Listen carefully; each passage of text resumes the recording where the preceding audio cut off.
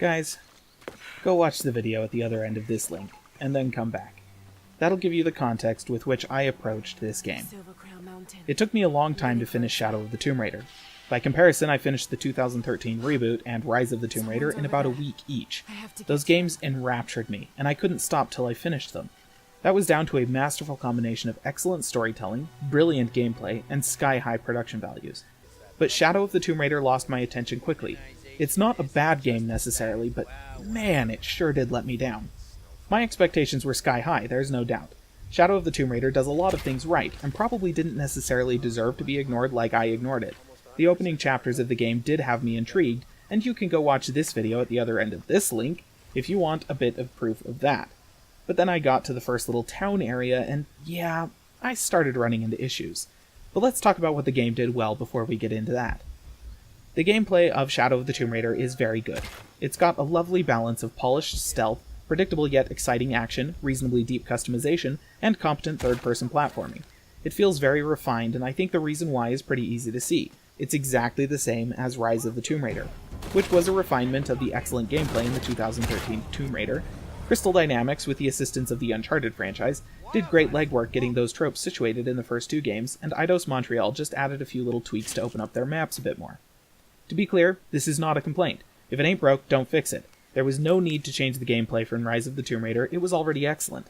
It does have the effect of making Shadow feel a bit more like an expansion to Rise than maybe I'd like, but I loved that gameplay, so I'm not going to complain about getting more of it. The production value of Shadow of the Tomb Raider is also excellent. Through the course of the main storyline, it's easily on par with Rise of the Tomb Raider in every way that matters. The voice acting for the main characters is great, the mocap in the cutscenes is amazing, the music is outstanding, the graphics are stellar, the puzzles are interesting, and the vistas are gorgeous. It feels like a top-tier AAA game in exactly the same way as Rise of the Tomb Raider. Everyone working on it clearly put their best efforts into this game, and unlike your average EA title, I didn't get the distant sense that Square Enix had their meddling fingers all over the thing prior to release. The main game feels lovingly produced by consummate professionals. And sure, in this regard it also feels very similar to Rise of the Tomb Raider, because that was also a game excellently produced by consummate professionals. Again, maybe it feels a bit more like an expansion than I'd like to see, but it wasn't broken before. No reason to mess up a production format that worked really well the first time around. So, was this just a $60 expansion to Rise of the Tomb Raider then? Sorta?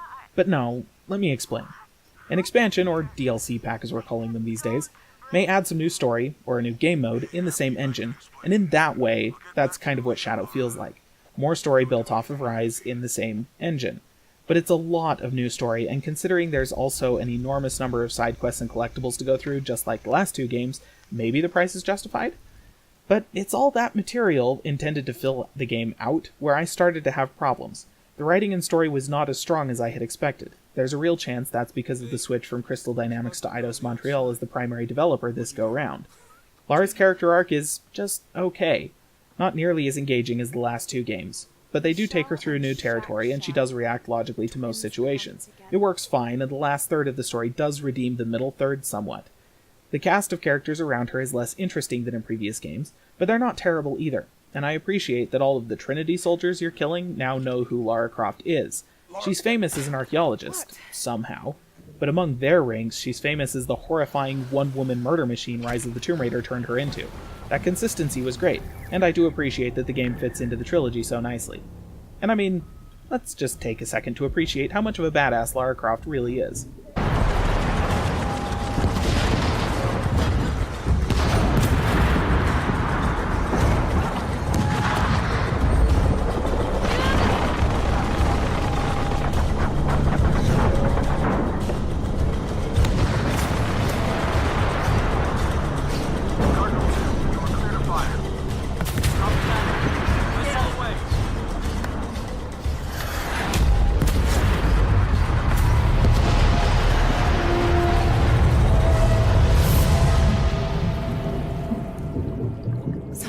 I feel like I have to keep going, and if I don't, then I'll just let everyone down. Tsunami is coming, and this is the first of many catastrophes you're doing. I have to go! I'm the only one! You're the only one that can what?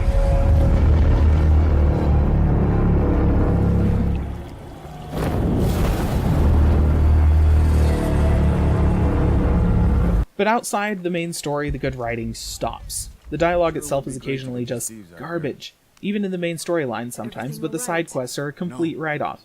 Consistently, the characters in them are obnoxious, the dialogue is laughable, the quests themselves feel useless, and I'd rather just wander through the jungle shooting monkeys to gain XP than do them. There are a lot more NPCs and side quests in this game than the previous two, and that feels like a huge mistake. Also, the production quality of the game takes a steep dive as soon as you're off the trail of the main story. Facial animations outside of the main cutscenes are, well, not there, making the little NPC encounters you have feel just wrong.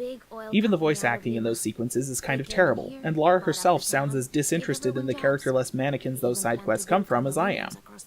The voiceovers for all the collectibles also feel less animated than the last two games, and the puzzles associated with the side quests feel half-baked. All this side stuff feels like it was added to make the player explore the larger worlds in this game, but honestly the traversal gameplay is good enough to get me to do that. You can ignore the side quests if you want, but you'll be leaving a bunch of useful skills on the table if you do. Untangling the skill tree from NPC stuff would have also been a stark improvement. And that big-budget AAA production value I was talking about earlier, filled with quality of life, fails. Nothing game-breaking, of course, but I was plagued by little graphical anomalies during cutscenes. The small number of voice lines Lara would use to indicate she couldn't pick up any more salvage got pretty obnoxious pretty quickly, and for the love of all that is holy, they brought back the frickin' QuickTime events! Listen, game devs everywhere. QTEs are stupid. Nobody likes them. So you feel like the scripted sequence is going on a little long? Maybe you're concerned the player will feel left out if the character does something for them? Let's clear something up real quick. Nothing breaks immersion in your game world faster than the character who has demonstrated herself to be nothing short of a godlike superhuman in terms of reaction time and coordination suddenly hesitating before shanking an eel in the side of the head. So, quality of life issues, writing issues, and game design issues aside, the game is good. But all taken together, it's easily my least favorite entry in the trilogy, and honestly finishing it just made me want to go back and replay Tomb Raider and Rise of the Tomb Raider again. I've got no interest in going back into Shadow's world. The base game for Shadow is down to $30 currently, but from where I'm sitting now, even that feels like too much. I wouldn't say you should skip Shadow of the Tomb Raider, but I would say you should wait for the Game of the Year edition to release sometime around September, and then give it another 6 months for that version to drop down to around $30. Got everything I need. This game did end the Tomb Raider trilogy we started back in 2013. It ended it pretty well in terms of story, but in terms of overall game quality, well, I kind of want them to make another one to see if they can fix some of the problems I had. And come on, this isn't Uncharted. They didn't leave Lara in a well-deserved retirement.